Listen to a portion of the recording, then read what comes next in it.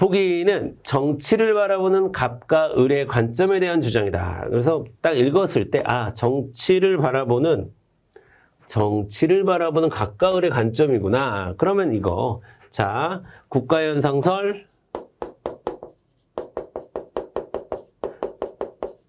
그쵸? 집단현상설 문제겠구나.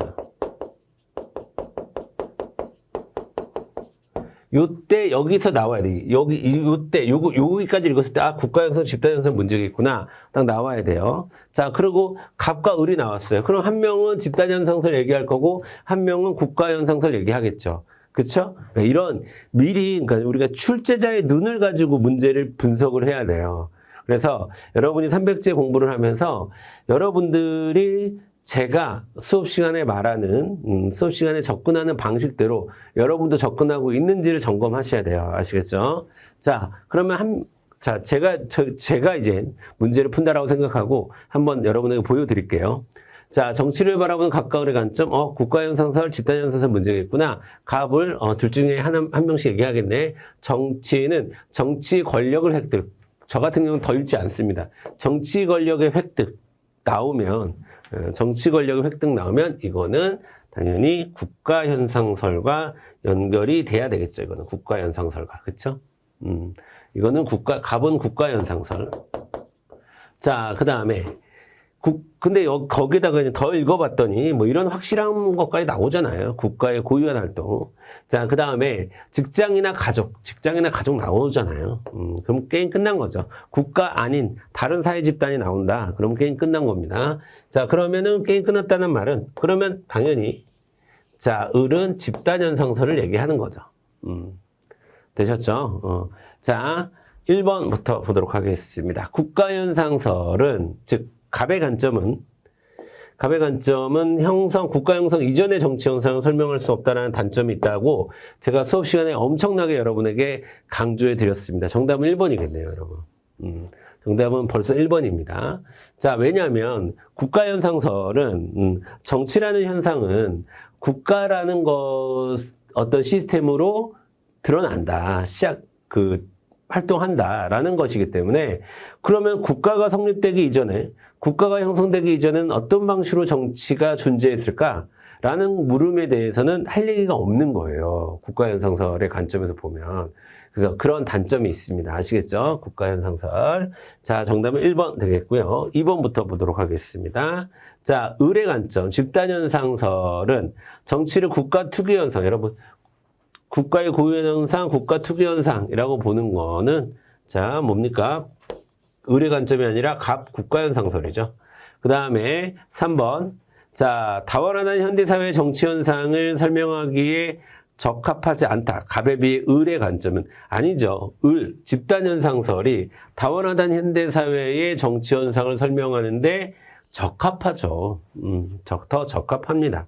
자, 그래서 3번 틀렸습니다. 4번 보도록 하겠습니다.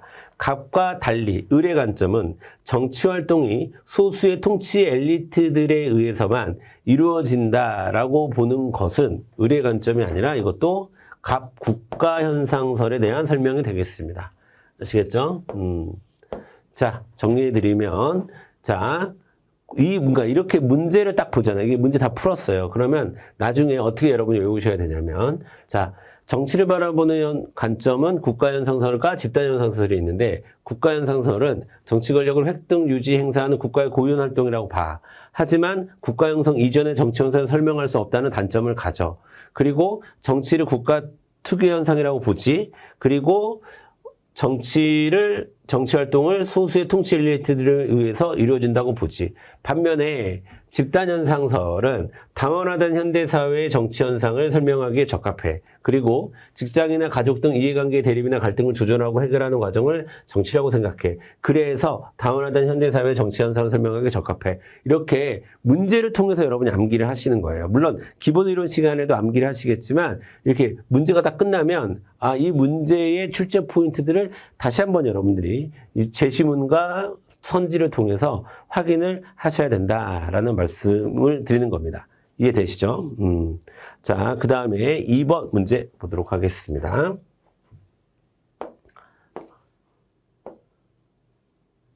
자, 국가의 구성 요소에 대한 문제고요. 문제고 결국에 주권에 대한 문제입니다. 주권. 그렇죠? 주권에 대한 문제입니다. 우리 주권 기본 이론 시간에도 제가 여러분에게 자주 말씀드리잖아요. 그렇죠? 주권은 대내적 개념과 대외적 개념이 다르다. 그래서 주권은 일단 대내적으로는 자, 대내적으로는 주권이라는 표현을 쓰면 최고 권력이라는 뜻을 갖죠. 그렇죠? 그 다음에 대외적으로는 주권은 독립, 자주 이런 말들을 의미합니다. 그래서 여러분 노란색으로 써볼까요? 자, 가장 대표적인 게 우리가 국민주권이라는 개념을 쓰면 이때의 주권은 국민들이 최고 권력을 갖는다. 민주주의 사회에서 국민들이 최고 권력을 갖는다. 이런 뜻이고, 그 다음에 뭐 주권국가 이런 표현을 쓰면 이때의 주권은 자, 우리나라는 주권국가다. 대한민국은 주권국가다는 말은 대한민국은 독립적이고 자주적인 나라이다. 이런 뜻이죠. 아시겠죠? 자, 그래서 이런 개념 기본적으로 주권에 대한 개념 알고 계시고요. 자, 그 다음에 1번부터 보도록 하겠습니다. 기업권부터 볼게요. 자, 일반 사회 집단도 소유할 수 있다라고 되어 있는데요. 자, 여러분 주권이라고 하는 것은 기본적으로 국가의 의사결정에 관한 권한으로 봅니다. 그래서 일반 사회 집단은 소유할 수 없다고 봐요. 그리고 여기서 이제 이런 것도 깔려 있잖아요. 국가의 구성 요소인 주권. 그래서 국가의 구성요소의 주권을 우리가 얘기할 때는 일반 사회 집단이 국가의 주권을 갖고 있지는 않죠. 이건 지금 국가 주권을 물어보는 건데. 일반 사회 집단이 국가 주권을 소유하고 있으면 큰일 나죠. 그런 사조직이 국가의 주권을 행사한다? 그러면 끔찍한 일이 벌어집니다. 그 사조직의 이익을 위해서 국가가 다 장악되겠죠. 그렇죠? 자, 그래서 안 되는 거죠. 그래서 이거는 있을 수 없는 일이다. 이렇게 접근하시면 되겠고, 틀렸습니다. 그 다음에 니은번 보도록 하겠습니다. 니은번. 자, 국가 원수로서 대통령만이 갖는 게 대통령만의 권한이다라고 했는데, 아니죠. 이것도 큰일 날 소리 하는 거죠. 이것도 완전히 독재 시대 때나 가능한 그런 얘기를 둘 다 하고 있는 겁니다. 여러분, 주권은 그리고 우리 지금 민주주의 사회에서 기본적인 주권은 국민에게 있습니다. 그리고 독재 사회에서도 기본적으로 국민에게 주권이 없다고 얘기하지는 않아요. 그렇죠? 그래서 자, 기본적으로 시민혁명 이후에는 근대화된 이후에는 주권은 국민에게 있다라고 우리가 봅니다. 그렇기 때문에 대통령에게 있는 권한은 아니죠. 그다음에 디귿번, 민주주의 국가에서는 그 소재가 국민에게 있다. 당연한 얘기죠. 우리는 그거를 국민주권이라고 이야기를 하죠. 그 다음에 주권은 대내적으로는 최고 권력, 즉 최고성을 이야기하는 의미하고, 맞아요. 대외적으로는 독립성을 갖는다. 맞는 말이죠. 자, 그래서 주권에 대한 설명으로 옳은 것만을 고른 것은 자, 디귿과 리을 4번이 되겠네요. 그렇죠, 여러분? 정답은 4번이 되겠습니다. 되셨죠? 요렇게 푸는 겁니다. 그러면 자, 정리하겠습니다. 주권은, 즉 국가의 주권은 기본적으로 국민에게 있다. 그리고 일반 사회 집단이 소유하거나 대통령만이 갖는 권한이라고 보면 큰일 난다. 그러면 안 된다. 그리고 주권은 대내적으로는 최고성, 대외적으로는 독립성을 갖는다. 그래서 우리가 대내적으로 국민에게 주권이 있다. 최고성. 자, 주권국가다. 독립성을 의미한다. 이렇게 정리하시면 되겠습니다. 되셨죠? 자, 그 다음에 3번 같이 보도록 하겠습니다. 자, 사회계약론 문제네요. 여러분, 사회계약설 문제입니다. 자, 근대의 사회계약 문제들에 대한 문제다라고 되어 있습니다. 자, 보겠습니다. 자, 그러면 일단 갑과 을이 등장했는데 홉스, 로크, 루소 중에 누굴까 하는 관심을 가지고 일단 봐야 되겠죠. 자, 갑을 보도록 하겠습니다. 자연 상태는 강제할 수 있는 선악의 기준이 전혀 없는 상태이다 라고 했는데, 따라서 자, 선악의 기준이 전혀 없는 상태이다. 전혀 없대요. 선악의 기준이 전혀 없대.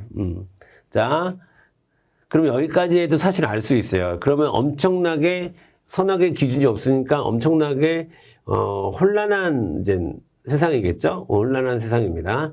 자, 그래서 지금 여기 자연 상태가 굉장히 무질서한 상태구나. 선악의 기준이 전혀 없는 상태니까 굉장히 무질서한 상태구나. 이런 것들을 굉장히 무질서하구나. 자, 따라서 자연 상태는 일종의 전쟁 상태이고, 자, 게임 끝났습니다. 일종의 전쟁 상태. 자연 상태를 전쟁 상태로까지 보는 거는 홉스라고 봐야 된다. 홉스. 만인에 대한 투쟁 상태로 보는 겁니다. 극심한 투쟁 상태, 극심한 갈등 상태로 이해를 하는 거죠. 여러분, 이 세상에서 존재하는 갈등의 가장 극심한 형태가 전쟁입니다. 서로 죽고 죽이는. 자, 그래서 전쟁 나왔으면 게임 끝난 거예요. 홉스입니다. 홉스. 갑은 홉스예요. 자, 중요한 거는 갑이 홉스라는 사실이 중요한 게 아니라 도대체 뭘 보고 우리는 홉스임을 유추해낼 수 있느냐. 이게 중요한 거죠. 그렇죠? 자, 그리고 인간이 자기 보존을 위해 자연권을 갖고 있다고 해도 오히려 생명의 위험에 처한 상태를 발생한다. 자, 그러면 이거 지금 생명을 강조하잖아요. 자, 생명권을 강조하는 건 홉스입니다, 여러분. 홉스가 생명권을 강조해요. 그렇죠? 그 다음에 그러므로 인간은 계약을 맺어서 자연권을 포기하고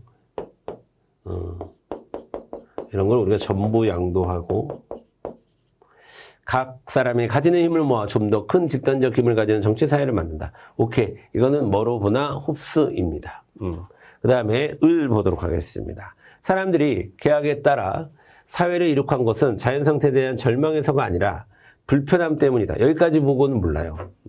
여기까지 보고 몰라. 루크 아니면 루소인데 잘 몰라. 자연 상태에서는 누구나 자연법의 집행권을 갖고 있으므로 자기 소유를 지키는데 불안을 느끼게 된다라고 되어 있습니다. 자, 여기서는 사실 이 문장은 여러 가지 키워드를 담고 있어요. 여러 가지 키워드를 담고 있습니다. 자, 먼저 을을 뭘로 봐야 되냐? 일단 여기서 중요한 단어가 집행권이라는 단어가 나와요. 집행권. 자, 여러분 아시겠지만 사회계약자 3명 중에서 이 권력 분립을 이야기하는 사람은 로크밖에 없습니다. 그리고 로크의 권력 분립론에 따르면 권력은 입법권과 집행권으로 구분이 되죠. 그 집행권이 여기 나왔습니다. 집행권 키워드 하나 잡아주시고 그 다음에 자, 또 재산권 혹은 소유권, 재산권이라고 쓸까요? 소유권이나 재산권을 제일 강조하는 자, 사회계약자는 바로 자, 로크입니다. 로크. 로크. 자, 홉스가 생명권을 제일 강조하듯이 로크는 재산권을 제일 강조하죠. 따라서 계약의 절차를 봐라 통치자를 세우는데 동의하고 또 통치자에게 자연권을 위임하는 동시에 그리고 위임 이런 말을 저항권을 인정하는 로크가 많이 써요. 자, 그래서 여러분 신탁, 위임 이것도 키워드입니다. 신탁, 위임 이런 것도 자 뭐를 얘기하는 거야? 일부만 양도해서 우리가 전부 맡기는 걸 위임한다, 전부 맡기는 걸 신탁한다 이렇게 얘기하지 않아요. 나의 권한을 갖고 일부만 맡길 때 우리가 위임하는 동시에 뭐 신탁한다 이렇게 얘기합니다. 위임이나 신탁 이런 거 있습니다. 그러면서 일부 양도했으니까 저항권이 나올 수 있는 거죠. 위임했으니까 철회할 수 있는 거고 신탁했으니까 철회할 수 있는 겁니다. 아시겠죠? 자, 그래서 홉스와 로크로 보시고 문제에 접근하시면 되겠습니다. 자, 가볼까요? 자, 갑은 홉스죠. 국가가 자, 국가가 사회계약을 위반한다면 국민은 국가를 부정할 권리를 가진다고 본다라고 했는데 여러분 여기서 국민이 국가를 부정할 권리 이거를 세 글자로 하면 뭘까요? 저항권이죠. 그리고 사회과학자 중에서 저항권을 얘기한 사람은 갑이 아니라 로크죠. 로크. 그렇죠? 1번 틀렸습니다. 그 다음에 2번 보도록 하겠습니다. 2번. 자, 로크는, 을은 로크죠. 로크는 국가 권력은 위임 목적에 맞게 행사되도록 분립되어야 된다. 자, 국가의 권력은 분립되어야 한다. 그렇죠?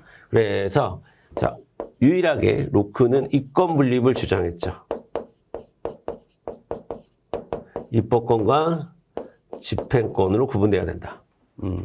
그리고 당연히 로크는 항상 의회를 강조하는 사회계약자이기 때문에 입법부가 집행부보다 권력이 더 강하다.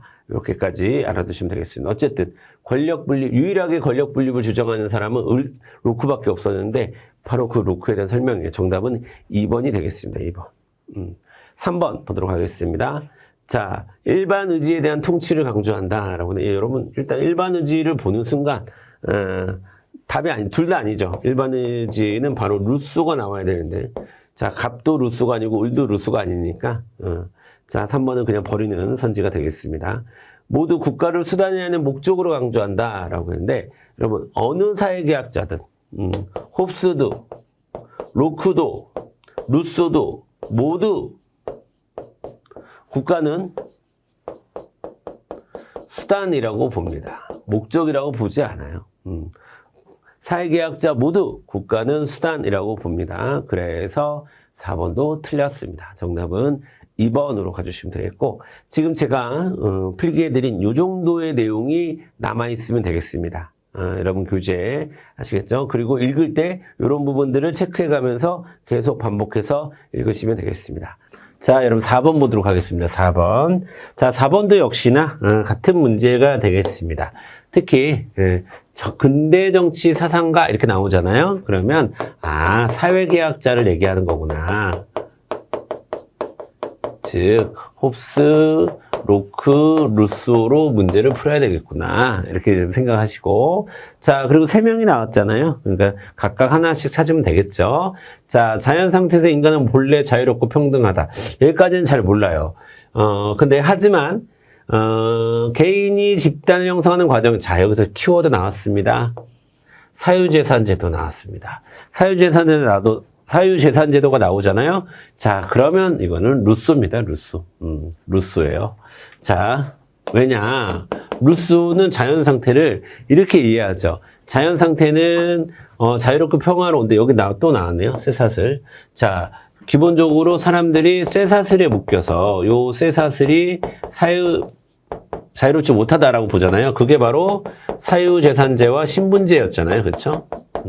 그래서 이런 게 나오면 이건 루소구나 라고 보시면 되겠습니다. 자, 그 다음에 을 보도록 하겠습니다. 자연 상태는 기본적으로 자유롭고 평등한 상태지만 자연법을 위반하는 사람이 나타나기도 한다. 하지만 자연 상태에서 옳고 그름을 여기까지 읽어도 사실 로크라는 냄새가 나긴 나는데, 또 정확하게 얘기하려면 여기죠. 여기 잠재적 투쟁 상태. 자, 우리가 로크는 자연 상태를 잠재적인 투쟁 상태로 이해를 해요. 아시겠죠? 자, 그 다음에 병은 사실 읽지 않아도 흡수겠죠. 그 다음에 읽어보겠습니다. 인간의 본성은 악하고, 벌써 나왔죠? 여기서 끝나야죠, 사실은. 인간의 본성이 악하다고. 뭐 얘기하는 거예요? 성악설 얘기하는 거죠. 그 다음에 욕망은 무한하다. 그래서 만인이 만인을 대상으로 투쟁하는 형식이다. 서로 적이 되어 극심한 투쟁 상태. 또 잠재적 투쟁 상태, 로크, 극심한 투쟁 상태, 홉스, 이렇게 보셔야 됩니다. 자, 결국 자연 상태에서 인간은 항상, 또 키워드 나왔다, 죽음에 대한 공포를 경험하게 됩니다. 자, 요런 키워드가 잘 보이느냐, 이런 것들을 잘 체크해 주시면 되겠습니다. 되셨죠? 루소, 로크, 홉스 순서대로입니다. 자, 볼게요. 자, 1번부터 보도록 하겠습니다. 여러분, 1번. 자, 볼게요. 근데, 1번, 갑은, 자, 갑은 누구였죠? 아까? 루소였죠, 루소. 루소는 자연권을 전부 양도함으로써 라고 되어 있는데, 자, 여기서 이제 읽는 것을 멈춰야 되겠습니다. 그쵸? 자, 자연권을 전부 양도한다. 라는 표현 나오면 이거 누굽니까? 홉스죠, 홉스. 자, 생명과 안전을 보장받는다. 생명권 강조하는 것도, 생명과 안전 보장을 강조하는 것도 역시나 홉스입니다. 예. 그래서 이거는 루소가 아니라 홉스에 대한 설명이 되겠습니다. 그쵸? 아까 을은, 루소였죠, 루소. 예, 로크였죠, 로크. 로크. 자, 보겠습니다. 국가가 국민의 위임 목적에 어긋나는 부당한 권력을 행사할 경우, 자, 여기 위임을 철회한다.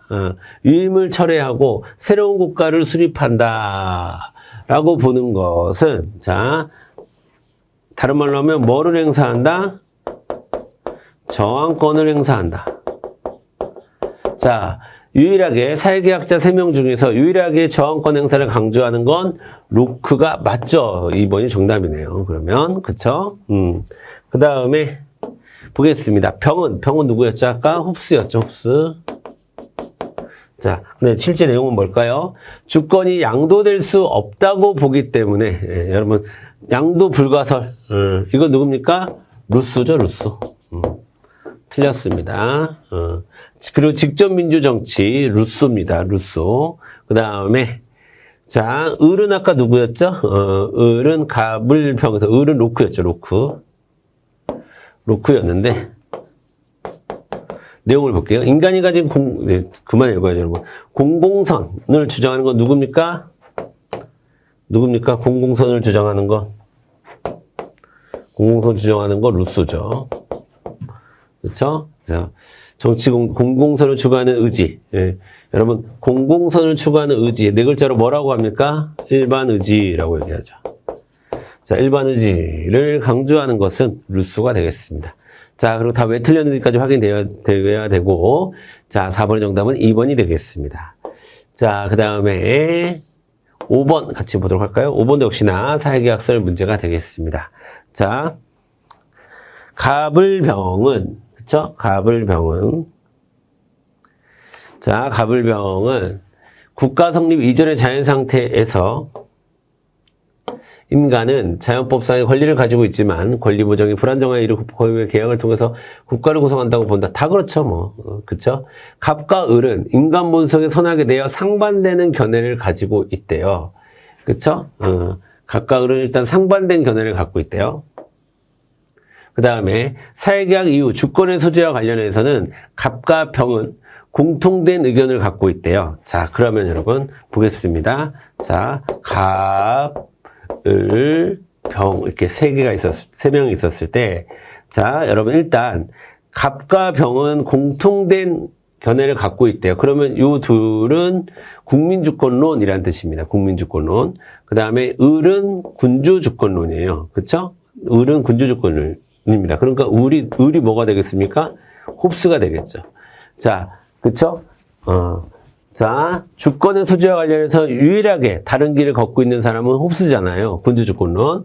자, 그리고 이 갑과 을, 이 홉스와 갑은 인간의 본성에 대해서 아주 상반되는 견해를 갖고 있대요. 그러면 얘가 성악설이고 얘가 성선설이라는 말이에요. 그러면 당연히 갑은 누구가 되겠습니까? 루소가 되겠죠. 그렇죠? 그러면 병은 자동으로 로크가 되겠네요. 되셨죠? 이런 식으로 문제 푸는 겁니다. 자, 1번 보겠습니다.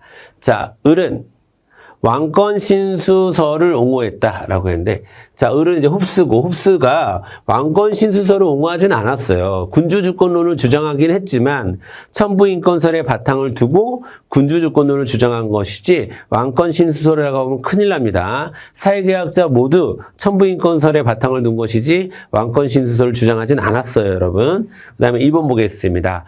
을은 갑과 달리 주권이 양도 가능하다고 보았다라고 되었는데, 자, 여러분, 을은 누굽니까? 을.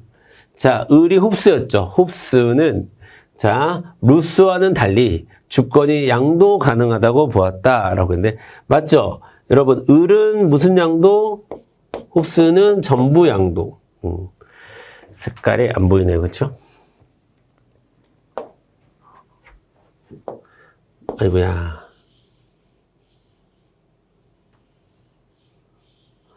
자, 홉스는 전부 양도예요. 그렇죠? 전부 양도. 자, 그리고, 갑은 아까, 갑은 뭐였습니까? 루소였잖아요?